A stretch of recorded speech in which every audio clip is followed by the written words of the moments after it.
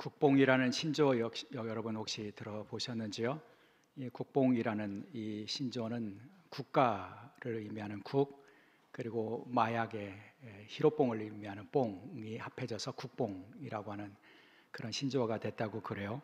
자국에 대한 환상에 취해서 자국에 대한 자부심이 고조되어 있는 상태, 그래서 자신이 속한 국가를 찬양하는 문화현상, 이것을 의미할 때 국뽕이라고 하는 그런 표현을 우리 젊은이들이 사용하게 된다고 그러는데요. 물론 이런 문화현상이 현상을 과장하거나 혹은 타국에 대한 배타적이고 폐쇄적인 그런 태도로 나타난다면 문제가 되겠죠. 그러나 그렇지 않다면, 그래서 자신의 국가에 대한 자긍심, 자부심, 또 자랑스럽게 여기는 감정이라고 한다면 문제 삼을 필요는 없지 않겠나, 그런 생각을 하게 됩니다. 생각해 보면 국뽕이라고 하는 이 표현이 나올 만큼 우리나라가 짧은 기간 동안에 이룬 성과와 성장은 참 놀랍다, 그런 생각이 듭니다. 특별히 우리 문화가 전 세계적으로 확산되고 인기를 얻는 모습은 아무리 봐도 익숙해지지 않습니다.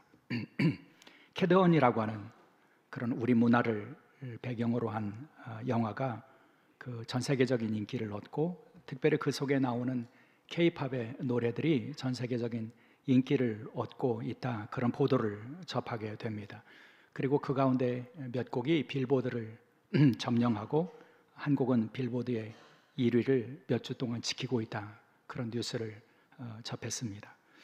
또 최근에 한국의 K-팝 그룹에서 활동하는 가수 로제라고 하는 그런 젊은 가수가 아파트라고 하는 곡을 히트를 시켰고, 그래서 미국에서 올해의 노래상을 수상했다고 하는 그런 소식도 들었습니다. 이런 것들을 보면서 우리는 대한민국의 국민이라고 하는 것에 큰 자긍심을, 자부심을 느끼게 되죠. 한류의 확산과 흐름은 어느 한 지역만 국한되어 있는 것은 아닌 것 같아요. 심지어 최근에 인도네시아에서 반정부 시위가 벌어지고 있는데 그 시위에서 자신들의 주장을 담고 또 주장하기 위한 그런 구호로 그 인도네시아의 젊은이들이 한글을 사용한다, 그런 뉴스도 본 적이 있습니다.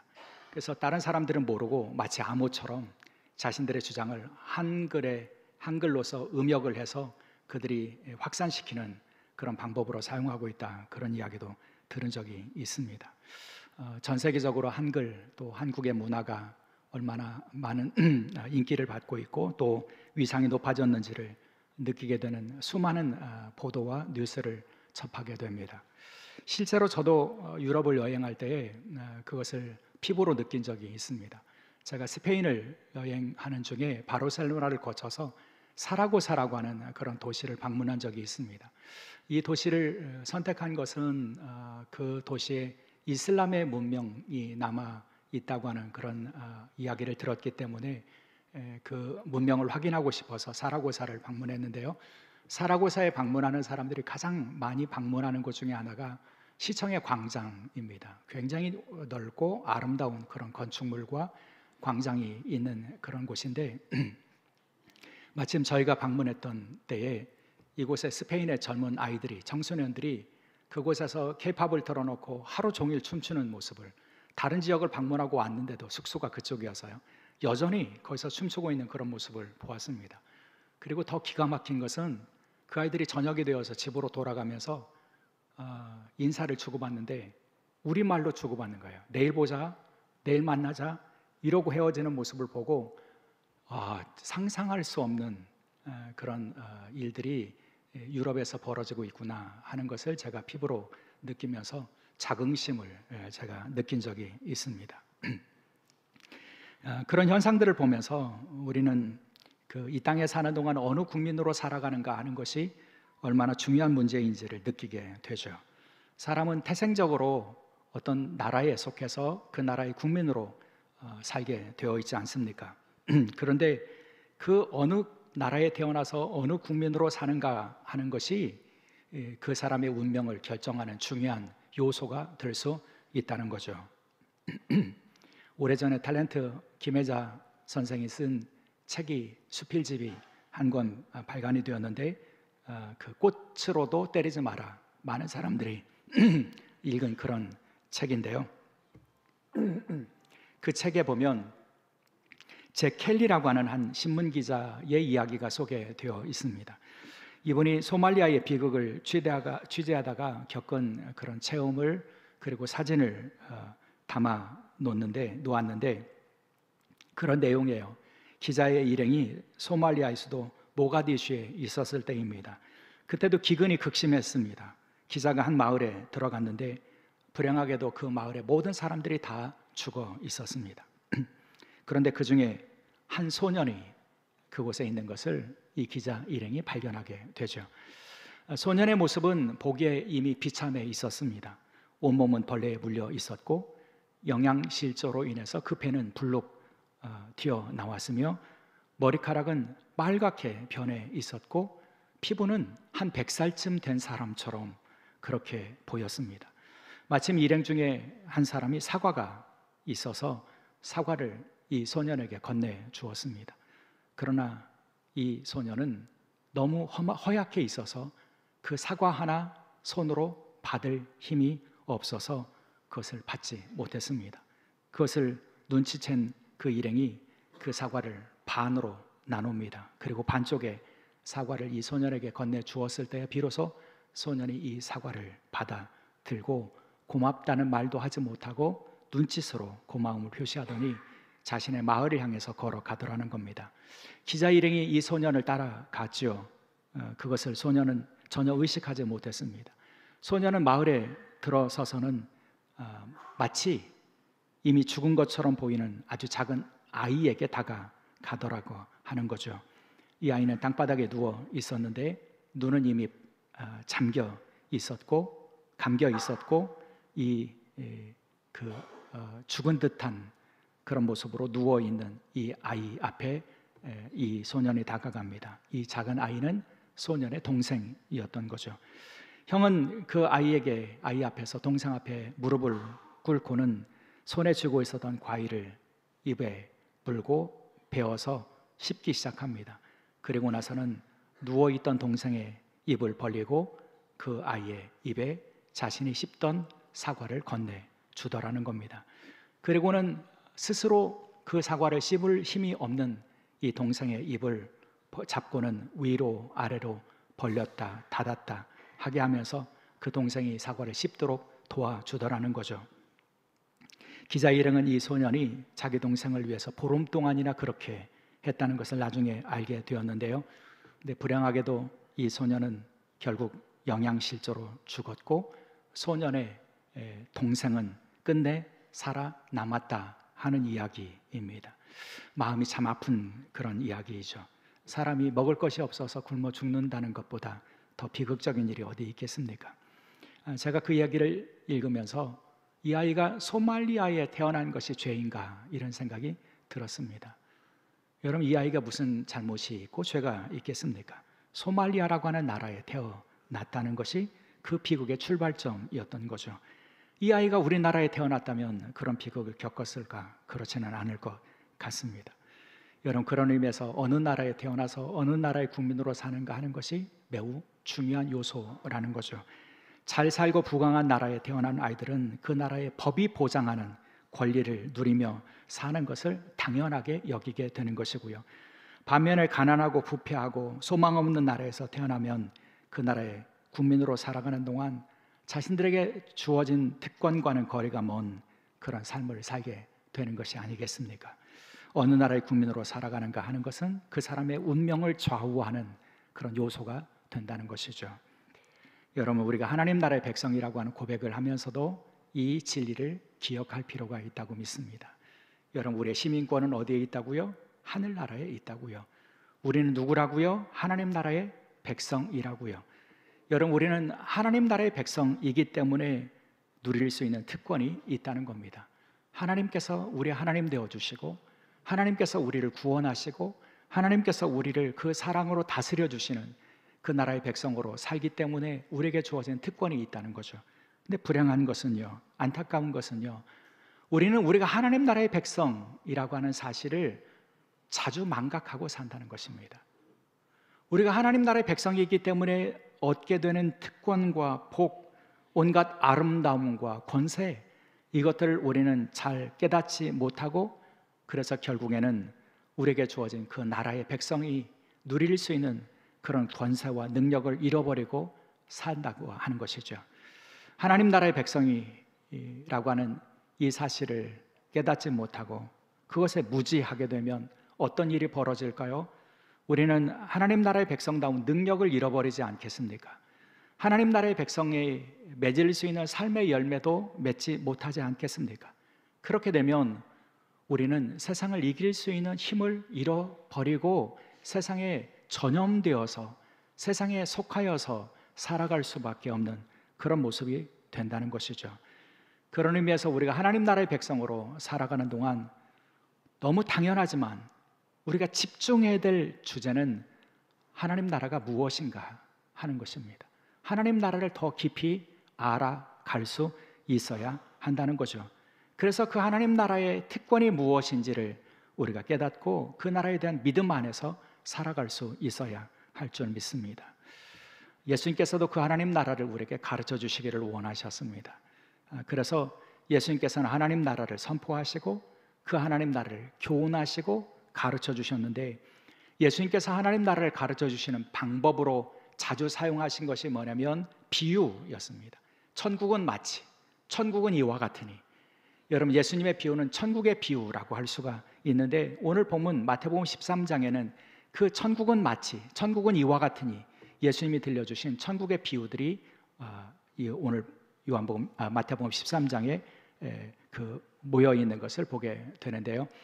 예수님께서는 이 비유를 통해서 그 천국의 질서들을 가르쳐 주시기를 원하셨고, 오늘 우리가 그 비유 가운데서 두 가지 비유를 함께 나누고 있는데, 하나는 밭에 감추인 보화의 비유, 그리고 값진 진주를 찾는 상인의 비유, 이 두 가지 비유를 우리가 마태복음 13장에서 우리가 만날 수 있습니다. 마태복음 13장의 이 비유들을 우리가 분명히 이해하기 위해서는 우리가 먼저 고려해야 될 부분이 있는데, 그것은 뭐냐면 이 비유가 나누어지는 그런 부분이 있다는 거예요. 그것은 이 비유를 듣는 청중의 그 차이가 확연하게 드러난다는 거죠. 여러분, 13장을 시작하는 첫 장면은 예수님께서 바닷가에서 예수님을 향해서 찾아오는 무리들을 향해서 그 배를 타고 가르치시는 그런 장면이 나옵니다. 그러니까 예수님께서 무리들을 향해서 가르쳐 주시는 비유가 앞에 나온다는 거예요. 여러분, 무리들은 누구입니까? 아직 하나님 나라를 알지 못하는 사람들입니다. 아직 예수님께서 말씀해 주시는 하나님 나라의 의미를 알지 못해서 예수님을 따르지 못하는 사람들입니다.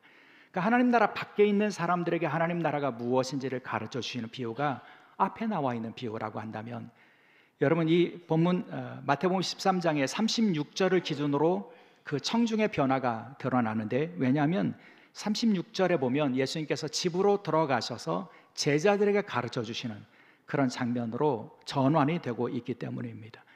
이 비유의 가르침의 대상이 제자들이었다는 것은, 여러분, 무리와 제자들은 다르다는 사실을 우리가 고려해야 한다는 겁니다. 무리들은 하나님 나라를 알지 못하는 사람들이었지만 제자들은 이미 하나님 나라를 아는 사람들이었습니다. 그래서 그 하나님 나라를 위해서 예수님을 따르는 사람들이었다는 거죠. 그들에게 예수님께서는 그 하나님 나라의 백성으로 산다는 것이 무엇인지, 어떻게 하면 하나님 나라를 따라 그 하나님 나라의 백성으로 살기 위해서 예수님을 잘 따를 수 있는지를 교훈하여 주시기를 원하시면서 이 두 가지 비유를 들려주셨다는 거죠. 이 두 가지 비유에는 공통되는 요소가 있어요. 첫째로는 매우 가치 있는 실제가 등장한다는 겁니다. 그러니까 앞에 나와 있는 비유에서는 보화가 등장하고요, 뒤에 나와 있는 비유에서는 값진 진주가 등장합니다. 그리고 두 번째로는 그것을 발견한 기쁨이 이 비유에 공통적으로 담겨 있다는 거예요. 보화를 발견하고 기뻐했고요, 가장 값진 진주를 발견한 기쁨을 누리는 모습이 나옵니다. 셋째로는 그들이 돌아갔더라 하는 것이 공통점이에요.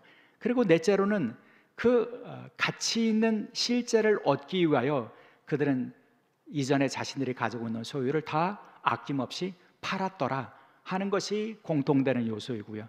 그리고 다섯째로는 그 가치 있는 대상을 사서 소유한 기쁨이 있었더라 하는 것이 그 공통되는 요소입니다. 결국 이 두 가지 비유를 관통하는 중심적인 그런 주제는 기쁨이라고 할 수가 있다는 겁니다. 여러분, 이 비유에 등장하는 사람들에게는 기쁨이 있었어요. 가치 있는 실제를 발견했을 때 기쁨이 있었고요. 그 기쁨이 되는 실제를 얻기 위하여 돌아가서 자신의 가지고 있는 것들을 팔 때에도 그들의 마음에는 근심이 없었어요. 그것을 얻는다는 소망이 있었기 때문에 기쁨으로 자신의 가지고 있는 것을 팔 수가 있었고요. 그리고 그 실제를, 가치 있는 실제를 얻었을 때 그들은 더 큰 기쁨을 누릴 수 있게 되었다 하는 이야기죠. 근데 중요한 것은 이 비유가 천국의 비유라는 것입니다. 그러니까 그들이 이 비유에 등장하는 사람들이 얻은 기쁨은 천국을 발견하고 천국을 소유한 사람의 기쁨이라고 하는 사실을 우리가 알게 된다는 것이죠. 예수님은 제자들에게 그것을 가르쳐 주셨습니다.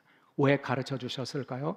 그들이 천국을 발견했고 천국을 얻은 사람이지만, 하지만 그들이 그 천국의 백성으로 주님의 제자로 살기를 원한다면 그 기쁨을 놓치지 않아야 한다고 하는 것을 가르쳐 주신 것입니다. 혹 그들이 이 천국의 가치를 얻기 위하여 이전에 자신들이 가지고 있는 것들을 다 부인하고 다 버린다고 할지라도 그것을 기쁨으로 소유하고 천국의 기쁨을 누리고 살아갈 수 있어야 예수님을 온전히 따를 수 있다고 하는 것을 가르쳐 주신 거죠. 예수님께서 그 사도 바울이 예수님을 아는 지식을 가장 귀중한 가치라고 고백하면서 그 전에 내가 소중히 여겼던 모든 것을 배설물로 여겼다, 그렇게 고백한 것처럼요. 천국이 그에게는 소중한 가치였기 때문에 기쁨으로 그것을 포기할 수 있었고 그리고 결단할 수 있었다고 하는 그런 말씀 아닙니까? 제자들에게 필요한 것, 제자들이 천국의 기쁨을 소유하고 누리기를 원한다면 그 천국의 보화를 깨닫는 기쁨, 그리고 그것을 소유하는 기쁨을 놓치지 않아야 한다고 하는 것을 말씀해 주신 겁니다. 그렇다면 여러분, 그 천국이 어떻게 보화가 되고 어떻게 기쁨의 근원이 되는 것일까요? 여러분, 예수님께서 선포하신 하나님의 나라가 왜 그토록 소중한 가치가 있는 것이며, 그리고 그것은 왜 그것을 알고 그것을 발견하고 소유한 사람들에게 기쁨이 되는 것일까요? 예수님께서는 천국이 기쁨의 대상이라고 하는 것을 분명히 말씀해 주셔서요, 예수님께서 공생애를 시작하시면서 가장 먼저 선포하신 내용이 여러분 무엇입니까? 마가복음 1장 15절, 때가 찼고 하나님의 나라가 가까이 왔으니 회개하고 복음을 믿으라, 이렇게 말씀하죠. 하나님 나라를 가장 먼저 선포하셨습니다. 그런데 예수님께서는 그 하나님 나라를 말씀해 주시면서 복음을 믿으라, 이렇게 말씀해 주셨거든요. 여러분, 이 복음이라고 번역하는 이 단어 유앙겔리온이 의미하는 바는 여러분 기쁨의 소식이에요. 그리고 복된 소식이에요. 희음이고 복음이라는 겁니다. 우리나라가 대적과 싸웠는데 이겼다라고 하는 소식이 들릴 때 그것을 헬라의 문화에서는 복음이라고 불렀던 겁니다. 모든 사람, 듣는 모든 사람들에게 기쁨이 되는 내용이 복음인데, 예수님께서는 하나님의 나라가 그 나라가 온다고 하는 복음을 듣는 사람들에게 기쁨이 된다고 하는 것을 분명히 말씀해 주셨다는 것이죠. 그렇게 하나님의 나라는 듣는 사람, 발견한 사람, 그래서 믿고 그 복음을 믿고 그 나라를 소유한 모든 사람들에게 기쁨이 된다고 말씀해 주신 것입니다. 그렇다면 여러분, 우리가 고백하는 하나님 나라의 기쁨은 어떤 것이어야 할까요? 내가 하나님 나라의 백성이기 때문에 나에게 주어진 기쁨이 있어 라고 누군가를 향해서 고백하거나 누군가를 향해서 가르칠 일이 있을 때 우리는 어떤 기쁨을 이야기할 수 있을까요?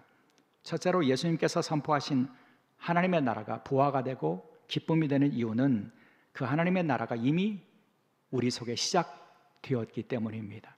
주님께서는 하나님의 나라가 가까이 왔다라고 선포하시는데 그것은 이미 시작되었다고 하는 그런 의미를 가지고 있습니다.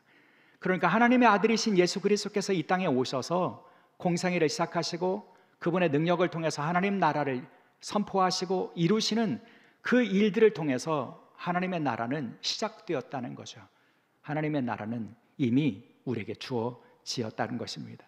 그래서 예수님께서 그렇게 하나님 나라의 도래를 가르쳐 주셨잖아요.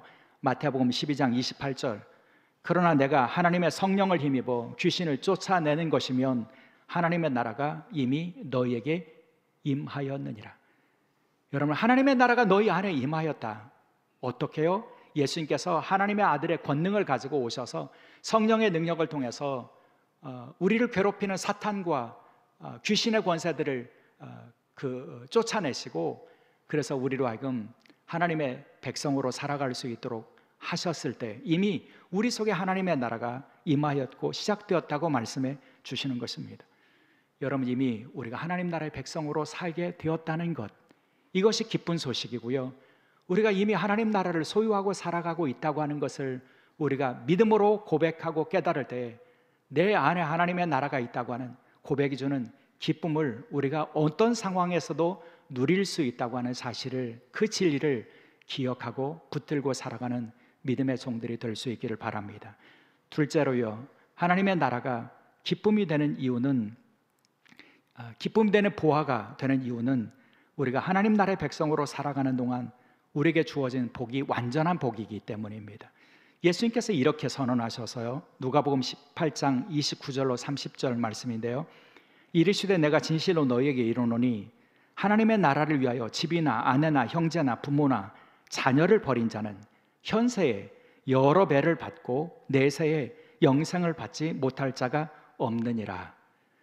여러분, 예수님께서는 현세의 복을 말씀해 주시고 동시에 내세의 복을 말씀해 주셨습니다. 하나님 나라를 위해서 살아가는 사람, 하나님 나라를 위해서 손해보는 사람, 하나님 나라를 위해서 내가 이전에 좋아했던 것을 배설물로 여기고 그리고 그것을 팔아서 결단하고 하나님 나라를 산 그 사람처럼 하나님 나라를 선택한 사람들, 그들에게는 현세의 복이, 여러 배의 복이 있고 그리고 내세에도 그들이 영생이라고 하는 복을 받지 못할 자가 없다고 말씀해 주십니다. 여러분, 하나님 나라의 백성에게 주어지는 복은 현세의 복에서 그치지 않고요, 내세의 복에서도 그치지 않고요, 현세의 복이 있고 내세의 복이 있는 완전한 복이라고 하는 것을 말씀해 주십니다. 이 완전한 복이 우리 속에 있음을 믿음으로 받아들이면서 하나님 나라의 기쁨을 누리는 주의 종들로 살아갈 수 있기를 주의 이름으로 축원합니다. 셋째로는요, 하나님 나라가 기쁨이 되는 이유는 하나님 나라의 백성에게는 미래에 주어질 영광의 소망이 있기 때문입니다. 예수님께서는 하나님의 나라가 이미 시작되었다, 너희 안에 임하였다 라고 말씀해 주셨는데, 그러나 그 나라가 완전한 게 이미 이루어졌다고 말씀해 주시지 않습니다. 장래에 인자가 영광 중에 다시 오실 때에 그 구원이, 하나님의 나라가 완성될 것이라고 하는 것을 말씀해 주시고, 그때에 하나님의 백성들에게 주어지는 영광이 있다고 말씀해 주십니다. 마태복음 19장 28절 말씀인데요, 예수께서 이르시되 내가 진실로 너희에게 이르노니 세상이 새롭게 되어 인자가 자기 영광의 보좌에 앉을 때에 나를 따르는 너희도 12 보좌에 앉아 이스라엘 12지파를 심판하리라. 여러분, 인자가 누구이십니까? 예수님이요. 예수님께서 영광 중에 다시 오시고 그래서 그 영광의 보좌에 앉아 계시는 모습을 우리가 보게 될 터인데, 그때 주를 따르는 사람들, 하나님 나라의 백성들이 있어야 될 자리가 어디라고 말씀해 주십니까? 주님과 함께 보좌에 앉아 이스라엘 12지파, 여기 이스라엘 12지파는 모든 백성들을 의미합니다. 모든 백성들을 다스리고 심판하는 그런 영광을 얻게 될 것이라고 하는 것을 말씀해 주십니다. 비록 이 땅에서 우리는 보잘것없는 이름으로 살아갈 수도 있고, 이 땅에서 우리는 비록 가난하게 살 수도 있고, 이 땅에서 우리는 드러낼 만한 영광을 얻지 못한다고 할지라도 우리가 하나님 나라의 백성으로 살아가면 주께서 영광 중에 오실 때에 우리는 주님과 함께 왕노릇하는 영광을 얻게 될 것이라고 약속해 주셨습니다. 여러분, 그 약속에 대한 소망과 믿음이 있을 때 우리에게 기쁨이 있습니다. 여러분, 잠시 있을 세상에서의 우리가 추구하는 영광이 참된 것이 아니라 주님과 함께 누리는 영광이 참된 것이라고 하는 것을 우리가 알기 때문이죠. 그 믿음이, 그 소망이 주는 그런 기쁨을 우리가 얻을 수 있게 된다는 그런 말씀입니다. 사랑하는 여러분, 주님은 그 하나님 나라의 보화, 그리고 그 보화가 주는 기쁨을 우리에게 이미 허락해 주셨습니다. 우리는 그 기쁨을 함께 누리는 공동체입니다. 여러분, 교회를 어떻게 설명할 수 있을까요? 교회는 하나님 나라라고 하는 보화를 발견한 기쁨을 누리고 소유한 기쁨을 누리는 사람들의 공동체라고 할 수 있습니다. 그러니 교회는요, 기쁨의 공동체, 맞습니다. 여러분, 교회 공동체 안에서 우리는 우리에게 주어진 것으로 인한 기쁨이 아니라 보화와 같은 하나님의 나라로 인한 기쁨을 우리가 함께 누리고, 그래서 그 공동체 안에서 축제를 경험하고 잔치를 경험할 수 있어야 한다는 거죠. 우리 교회는 9월이 되면 축제를 갖지 않습니까? 교회 연합 기념주일을 앞두고 우리는 한 달 동안 축제를 하게 되는데, 여러분, 이 한빛 축제를 경험하면서 우리는 그 눈에 보이는 어떤 찬양의 기쁨이나 아름다움이 주는 기쁨을 넘어서서 우리가 천국이라고 하는 보화를 함께 나누는 그런 기쁨의 공동체라고 하는 것을 함께 고백할 수 있으면 참 좋겠습니다. 그래서 이곳에 참된 기쁨을 함께 누리고 그 기쁨을 더 키워가는 복된 기쁨의 공동체를 함께 세워갈 수 있기를 주의 이름으로 축원합니다. 사랑하는 여러분, 기억하십시오. 예수님은 우리에게 참 좋은 것을 주시기를 원하시는 분이십니다. 여러분, 그 좋은 것이 무엇일까요? 저는 기쁨이라고 믿습니다. 예수님은 우리에게 좋은 것을 아끼지 아니하시는 분이신데, 그 예수님이 우리에게 주시기를 원하시는 것이 바로 하나님 나라의 보화, 그 보화를 발견하고 기뻐하는, 소유하는 사람의 기쁨을 우리 모두에게 주시기를 원하시는 분이시라는 겁니다. 그래서 우리를 초대하신 것입니다. 회개하고 복음을 믿으라. 그래서 그 나라의 백성으로 살라, 이렇게 말씀해 주시고 계시는 거죠. 사랑하는 여러분, 이 땅의 여정을 걸어가는 동안 기억하셔야 될 진리는 이것입니다. 예수님은 기쁨을 우리에게 약속해 주셨다는 거죠. 예수님이 이렇게 말씀해 주셔요. 요한복음 15장 11절, 내가 이것을 너희에게 이름은 내 기쁨이 너희 안에 있어 너희 기쁨을 충만하게 하려 함이라. 여러분, 예수님의 마음이 느껴지십니까? 예수님이 이렇게 말씀하세요. 내 기쁨이 너희 안에 있어서 너희의 기쁨이 충만하기를 원한다. 여러분, 예수님은 우리에게 기쁨을 충만하게 주시기를 원하시는 분이시라는 거죠. 근데 그 기쁨의 근원을 우리는 어디서 찾을까요? 여러분, 세상의 조건에서 찾으면 우리는 충만한 기쁨을 누릴 수 없습니다. 그 기쁨의 근원을 보화를 발견하고 보화를 누린 사람, 하나님 나라를 보화라고 고백하고 그 보화를 발견하고 그 보화를 소유한 사람의 기쁨에 둘 수 있어야 한다는 거죠. 그러면요, 하나님 나라 안에서 우리는 기쁨의 근원이 되는 많은 특권들을 우리가 발견하고 깨닫게 되지 않겠습니까? 하나님 나라의 백성이 되면 우리는 주님 안에 있는 그 사랑 안에 거하게 될 것입니다. 그 십자가의 사랑, 우주적인 사랑으로 우리를 받아주신 주님의 사랑 안에서, 주 안에서 살아가는 기쁨을 누리게 될 것입니다. 우리가 하나님 나라의 백성이 되면 주께서 주시는 환경과 조건을 초월한 완전한 평안을 누릴 수 있게 될 것입니다. 우리가 주님의 나라의 백성이 되면 주님이 약속해 주신 내세의 영생이라고 하는 소망을 우리는 누리고 살아가게 될 것입니다. 우리가 주님의 백성이 되면 우리에게 주어질 영광에 대한 소망을 붙들고 살게 될 것입니다. 하나님 나라의 그 보화들을 우리가 깨닫고 또 그 발견할 때 우리는 세상이 줄 수 없는 기쁨을 충만하게 누릴 수 있게 된다는 것이죠. 사랑하는 여러분, 우리의 믿음의 여정 속에서 그 보화를 발견하고 캐내고 소유하는 기쁨이 더 날마다 풍성해질 수 있기를 주의 이름으로 축원합니다.